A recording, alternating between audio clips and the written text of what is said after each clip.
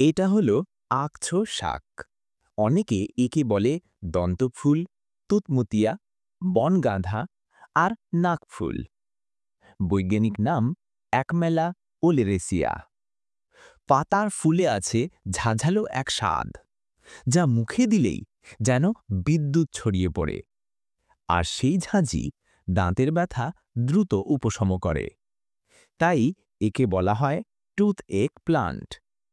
তবে শুধু দাঁতের ব্যথা নয়, এই শাক হজম শক্তি বাড়ায়, রোগ প্রতিরোধ ক্ষমতা শক্তিশালী করে এবং আয়ুর্বেদে একে শক্তিবর্ধক ভেষজ হিসেবে ব্যবহার করা হতো।